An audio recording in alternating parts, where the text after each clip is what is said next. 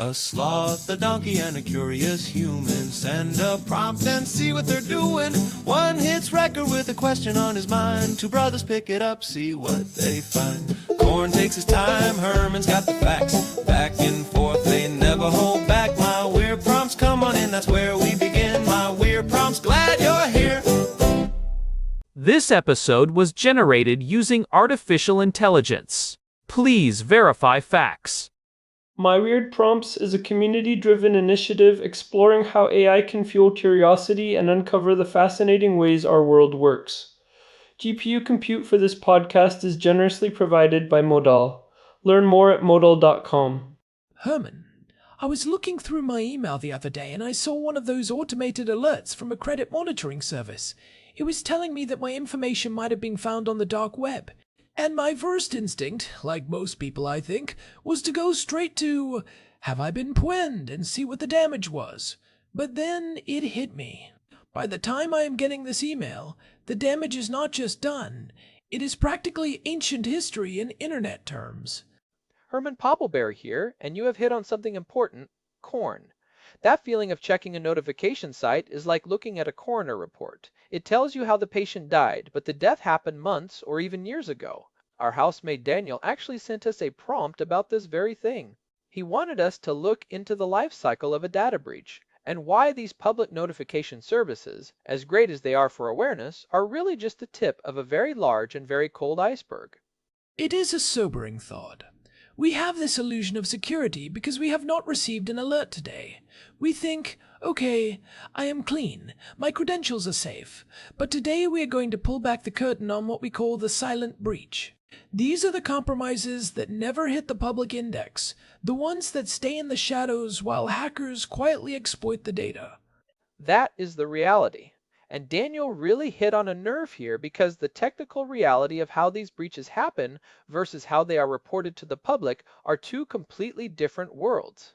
We are going to break down the mechanics of the breach, the corporate reporting gap, and what you should actually be doing beyond just changing a password once the horse has already bolted from the stable. Let us start with that illusion of safety. Why do we rely so heavily on public disclosure? Have I Been Pwned is a fantastic resource. Troy Hunt has done the world a massive service, but it is a reactive tool. If your name is not on there, does it actually mean you're safe? Not at all. In fact, it is statistically likely that some piece of your data is currently sitting in a private database that will never see the light of day on a public notification site. Think about the economics of hacking. If I am a threat actor and I steal a massive database of credentials from a specialized software, as a service provider, the last thing I want to do is dump it publicly for free. Right, because once it is public, the value drops to zero. Every security researcher starts indexing it. The company forces password resets, and the credentials become useless. The data has a shelf life. Hackers will trade these databases in private circles, sell them to other groups who specialize in credential stuffing, or use them for targeted phishing. By the time a database is leaked publicly enough for a site like Have I Been Pwned to find it, the professional criminals have already squeezed every bit of value out of it. They have already moved on to the next target. So we are essentially looking at the leftovers. The public dump is just the trash being put out after the feast is over. That is a perfect analogy. And it leads us to an important distinction we need to make right at the start. There is a huge difference between a credential dump and a full system compromise. A credential dump might just be a list of emails and hashed passwords, but a full compromise involves lateral movement within a company's network. And as we sit here in early 2026, the way these breaches happen has shifted significantly from the old days of just guessing passwords. I have been reading that the entry points are getting much more sophisticated. It is not just someone clicking a bad link anymore, although that still happens.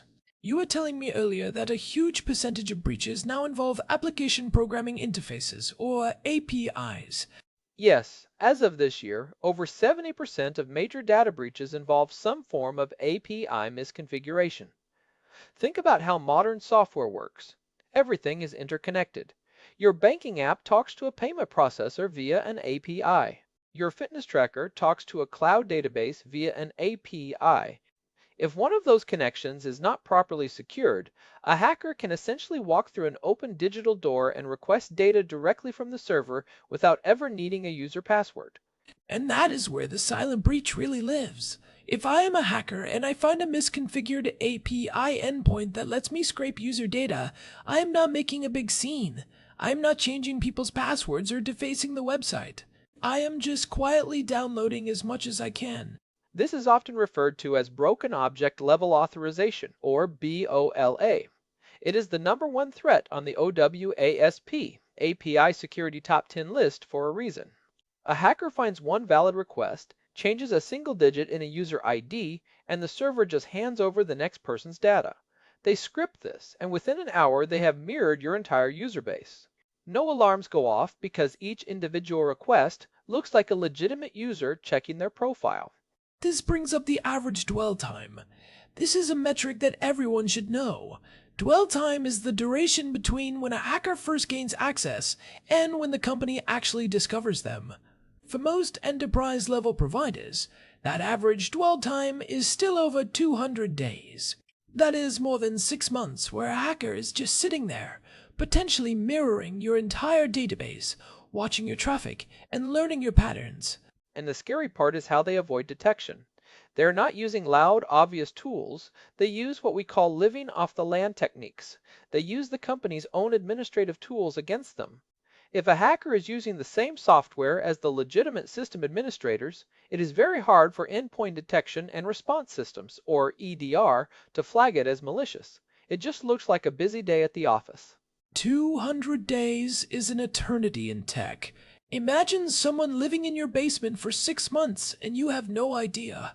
By the time you find them, they know everything about your routine, where you keep your valuables, and they have probably already made copies of your keys. During those 200 days, they are not just taking the data once, they are setting up persistence.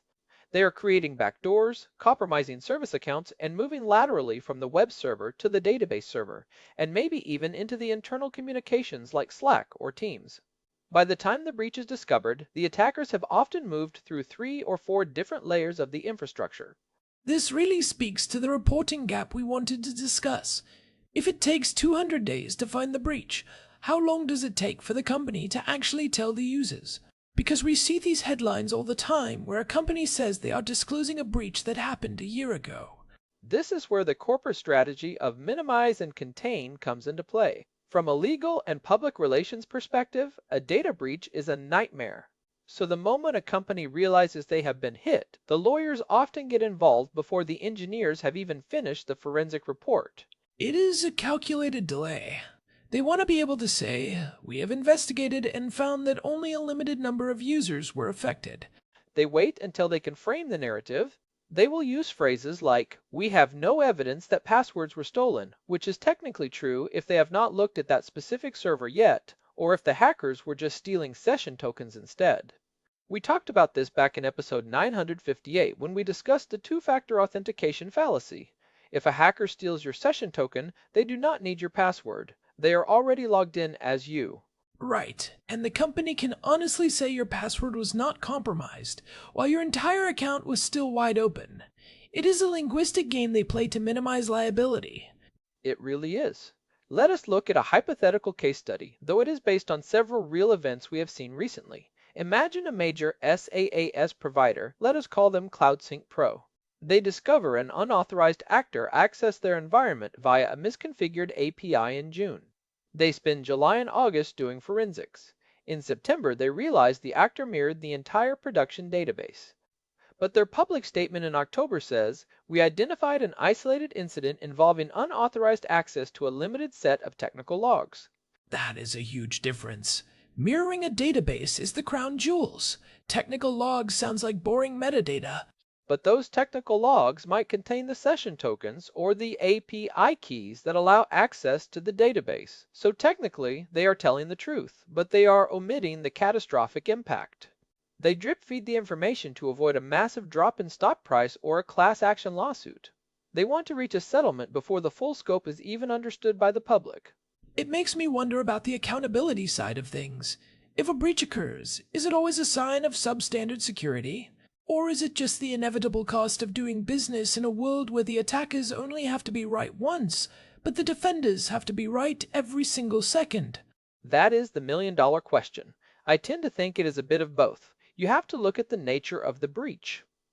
If a company is storing passwords in plain text in 2026, that is pure negligence. There is no excuse for that.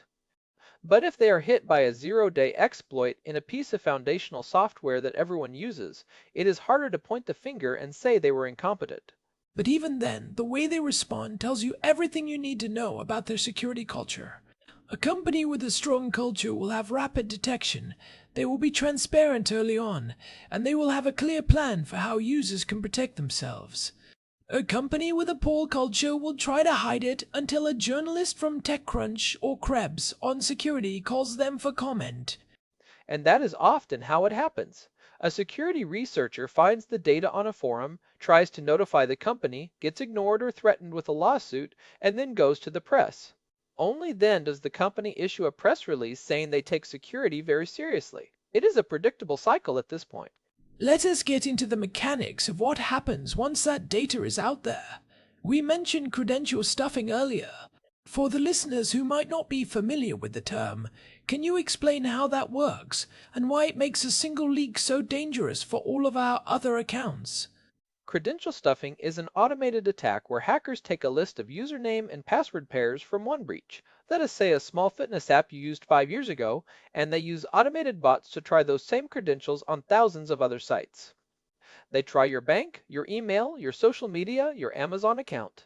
Because they know that humans are creatures of habit. Even if we think we are being careful, many people still reuse the same password or a variation of it across multiple services. And the bots are incredibly efficient. They can try millions of combinations a minute.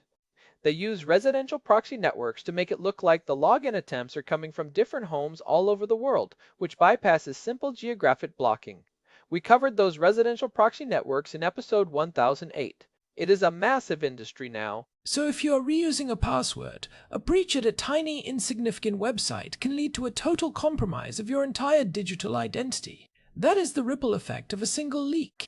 And it is not just passwords anymore. This is the shift we are seeing in 2026. Hackers are moving away from static credentials because they know people are starting to use password managers and two-factor authentication. Now, they are targeting session tokens and cookies. This is the dynamic side of the breach. We touched on this with episode 958, but let us go deeper. How does a hacker actually get a session token without me knowing? Usually through an adversary in the middle attack, or AITM. They set up a proxy server that looks exactly like the real login page. You go there, you enter your password, and you even enter your two-factor code. The proxy server passes that info to the real site, logs you in, but then it grabs the session cookie that the real site sends back. So the hacker has the cookie that says, "This person is already authenticated." And as we discussed in episode 704, this is why SMS-based two-factor authentication is so weak. It does nothing to stop this kind of session hijacking. Once they have that token, they do not need to know your password. They do not need to trigger your two-factor authentication code again for the duration of that session. They simply import that cookie into their own browser, and the website thinks they are you. This is why I get so frustrated when people say, "Oh, I have two-factor authentication. I am fine." It is a great layer of defense, but it is not a silver bullet. If your session is hijacked, that second factor has already done its job and is now out of the picture. And when a company says no passwords were taken, they might be hiding the fact that thousands of active session tokens were stolen, which is arguably worse in the short term because the hacker has immediate access without needing to crack any hashes. So, if we accept that the breach has probably already happened, and that our data is likely sitting in some dark corner of the web, what does our defensive posture look like? We can't just throw our hands up and give up. No, and this is where we move from prevention to containment and hygiene. The first thing is changing how we think about usernames. Most people use their primary email address as their username for every single service. That is a huge mistake. Because it gives the hacker half of the puzzle for every account you own. It is the first thing they look for. If I know your email is corn@poppleberry.com, I already have the username for your bank, your Netflix, and your health insurance. One of the best things you can do in 2026 is use unique, non-predictable usernames or email aliases for every service. How do you actually implement that without going crazy? There are a few ways. If you have your own domain, you can set up a catch-all email so that anything sent to bank@yourdomain.com's to you. Or many major email providers like iCloud and Proton have built-in hide my email features that generate a random address for every site. If you sign up for a service with a unique alias, and then you see that alias show up in a breach, you know exactly where the leak came from. That is a great tip. It is like having a different key for every room in your house instead of one master key that opens everything. And it makes credential stuffing much harder. Even if they get the password, they do not have the correct username for the next site they try. But the real gold standard now is moving away from passwords entirely and using hardware-backed passkeys. We have talked about passkeys before, but I think it is worth reiterating why they are so fundamentally different from a traditional password. A password is a shared secret. You know it, and the server knows it. If the server is breached, the secret is out. A passkey uses asymmetric cryptography based on the FIDO2 and WebAuthn standards. Your device has a private key that never leaves the hardware, and the server only has a public key. Even if the server is completely compromised and the hacker steals every public key in the database, they cannot use them to log in as you. It shifts the security from something you know, which can be stolen, to something you have, which is much harder to replicate. It is a fundamental shift in the architecture of identity, and it essentially makes the credential dump obsolete for any service that fully implements passkeys. You can leak the database all you want, but there are no passwords in there to steal. That seems like the only logical path forward. But until every service adopts that, we are still stuck in this transitional period where our legacy data is a liability. I want to go back to the actionable steps Daniel was asking about. If you do get that notification, if you see your name on "Have I been pwned?"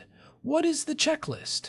Step 1, and this is the one people forget, check your active sessions. If a service allows you to see where you are logged in, go there immediately and hit log out of all other sessions. This kills any stolen tokens that might be in the wild. That is a huge one. Even if you change the password, if the hacker has an active session token, some services won't automatically kick them out. It is a common oversight. Step 2, change the password, obviously, but make sure you are using a password manager to generate something truly random. Do not just add a number or an exclamation point to your old one. Step 3, check your recovery information. Hackers love to get into an account and change the recovery email or phone number to one they control. That way, even after you change your password, they can just use the forgot password feature to get back in. That is devious. They are essentially planting a backdoor for themselves. They are. Step 4, look for any unauthorized changes. Check your filters in your email to see if they are forwarding your mail to another address. Check your sent folder for phishing messages sent to your contacts. And step 5, if the breach included sensitive info like a social security number or tax ID, you need to freeze your credit. In the United States, this is free and it is the single most effective way to prevent identity theft. It is a bit of a process, but it is necessary. It is about taking back control after the breach. But what about the things we can't change? Our names, our dates of birth, our home addresses? Once that is leaked, it is out there forever.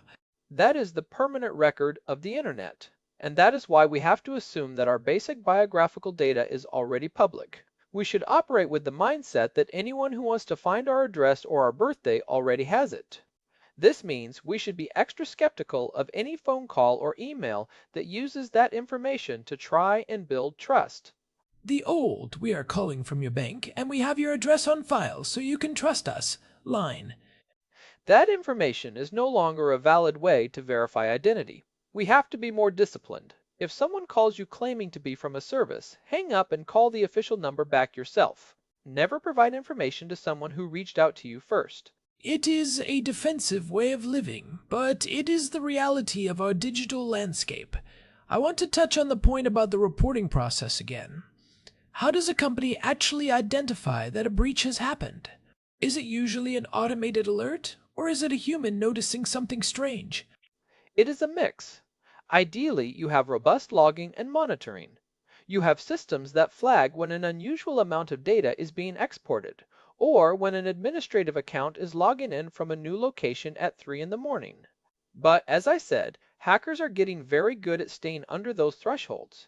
They will trickle data out slowly to avoid triggering an alarm. So it really comes down to the sophistication of the security team and the tools they are using. It does. And often it is a third party that finds it. There are companies that specialize in monitoring the dark web and hacker forums.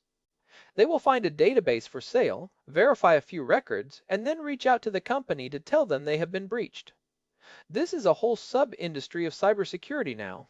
It is almost like a digital protection racket in some ways, although much more legitimate. We found your data. Now pay us for a subscription to our monitoring service so we can tell you when it happens again. It can feel that way, but for a large corporation, that information is vital. The faster they know, the faster they can start the containment process. And that brings us back to the reporting gap. Every day they wait to disclose is another day the hackers have to exploit the data. I think this highlights a real need for better regulation around data breach disclosure. We have things like the General Data Protection Regulation in Europe, which has some strict rules, but in many other parts of the world, it is still a bit of a Wild West. Even with those regulations, companies find ways to drag their feet. They will argue over the definition of personal data or the extent of the impact. It is always a battle between the public's right to know and the corporation's desire to protect its image.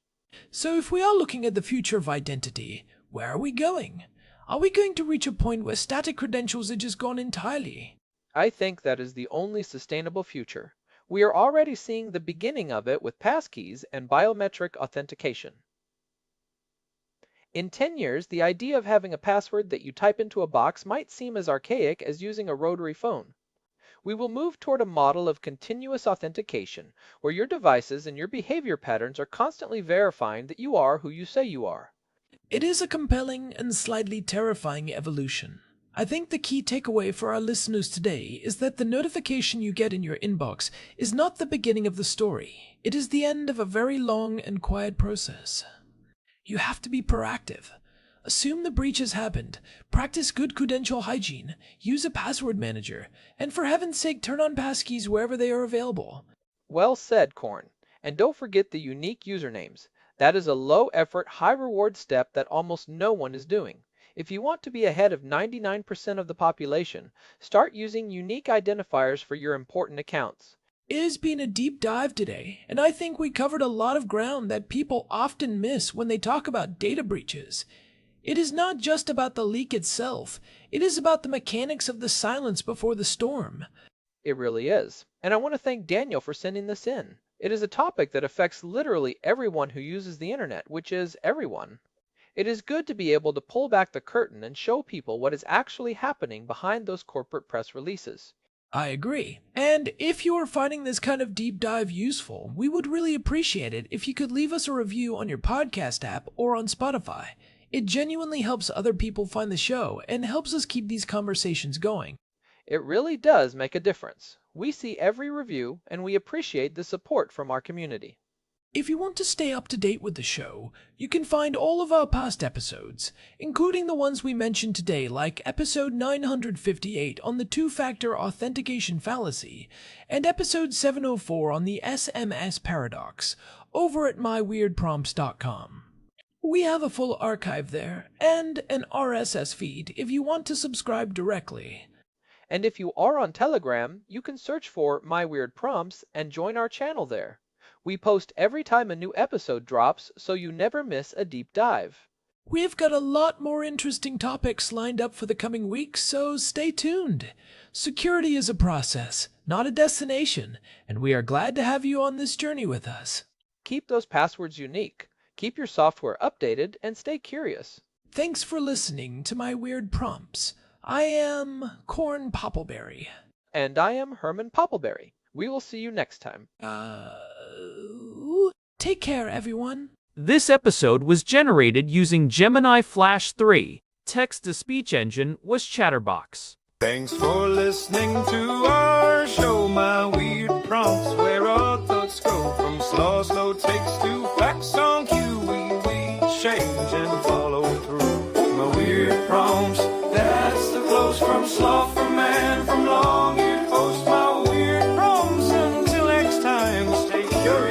Keep